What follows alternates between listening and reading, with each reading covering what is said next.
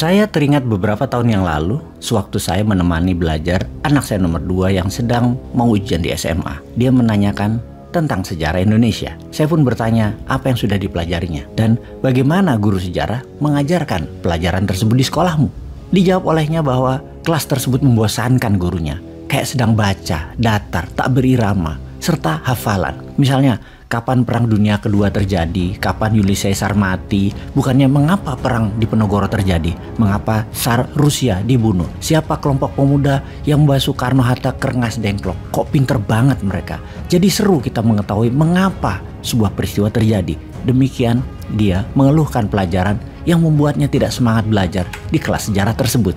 Dengan cerita tersebut, alih-alih bukannya langsung mengajari, malah pikiran saya terbang ke sebuah masa lalu di mana saya jadi teringat selagi masa kuliah saya di negeri seberang. Salah satu pelajaran wajib bagi murid asing seperti saya adalah mempelajari sejarah Amerika, American History 101 nama kelasnya. Di kelas tersebut, siswa didongengkan cerita tentang bagaimana Amerika itu terbuat, bagaimana the land of the free tercipta, bagaimana American Dream dan everything possible in America terjadi.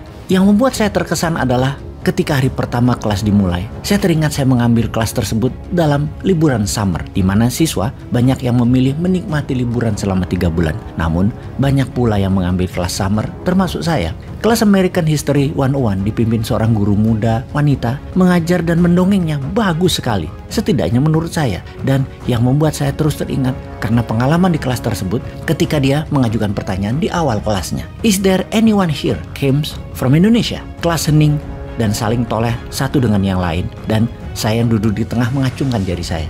Me ma'am, I'm comes from Indonesia. Dia mendekat dan menatap saya. Well, very nice.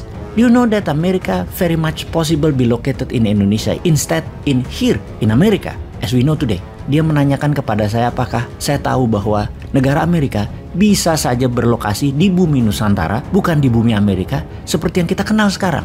Saya pun menjawab, no ma'am, I don't know. Saya jawab dengan otak setengah hang, tidak mengerti. Well class, does anyone of you knew about it? Dia menanyakan apakah sesi kelas ada yang mungkin tahu. Yang dalam sekejap di kelas banyak yang geleng-geleng kepala para siswanya. Baik, maaf saya tidak melanjutkan kalimat dan cerita selanjutnya tentang guru sejarah tersebut. Namun saya tahu sang guru sejarah saya memiliki kemampuan komunikasi yang baik, sangat baik. Dan ini menjadi standar mengajar di kampus saya dulu. Kalimat pembuka tersebut contohnya adalah sebuah teknik komunikasi yang mumpuni. Dalam mind concept atau peta pikiran, cara komunikasi yang dilakukan oleh sang guru tersebut namanya fascinate, atau sebuah kata pembuka yang bisa membuat orang terpukau dan manut dengan apa yang dikatakan oleh pembicara tersebut. Dalam informasi kali ini, maksud saya adalah ingin memberikan masukan kepada anak saya mengapa guru-guru saya sewaktu belajar di negeri seberang, pelajarannya gampang dan mudah masuk ke pikiran para muridnya, karena mereka menggunakan teknik komunikasi yang bisa menghipnotis lawan bicara. Teknik ini seakan menjadi standar mengajar di sana. Hal ini saya ceritakan ke anak saya sekaligus mengingatkan saya bahwa sebaiknya para guru tersebut di Indonesia tentunya memahami ilmu komunikasi. Ilmu tersebut sederhana, rumusnya FIRST.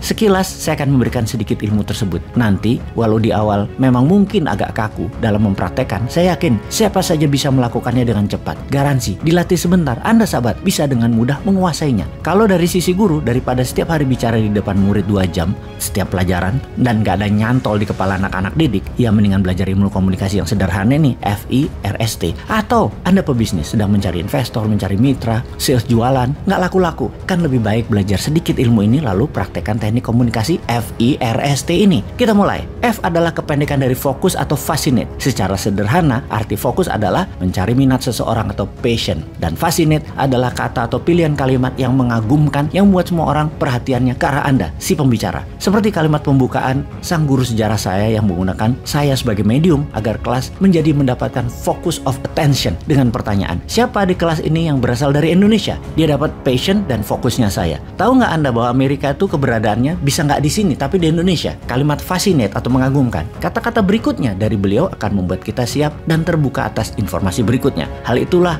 yang akan terus terngiang dalam pikiran murid untuk waktu yang panjang, setidaknya di kepala saya. Atau sewaktu Obama, Presiden Amerika, datang ke kampus UI Depok, Obama maju ke panggung dengan setengah berlari, memberikan kesan energik, lalu menatap seluruh ruangan, menyapa dengan tanpa kata-kata, lalu tersenyum dan membuka kalimat dengan pulang kampung nih ya. Kalimat itu langsung masuk top of mind. Diteruskan, baksonya enak ya. Saat T, tepuk tangan meriah dan panjang adalah feedback, tanda pendengar suka dan hatinya terambil oleh Obama pada saat itu. Dan dalam seketika, dia sudah mengambil alih perhatian semua orang. Kalimat selanjutnya, semua orang sudah open mind dan mengangguk. Pasti setuju, pasti suka. Tentunya, dengan F saja belum membuat seseorang akan mengerti dan paham maksud Anda, apalagi menjalankannya. Namun, pembukaan yang benar membuat 4 hal yang tersisa akan mudah dilaksanakan. Dan dengan demikian, Anda menjadi master pembicara. Selanjutnya ada I, R, S, dan terakhir T. T adalah kependekan dari termination atau penutupan. Database masuk dalam pikiran atau program harus dikunci, di-lock, ditutup. Kalimat terbuka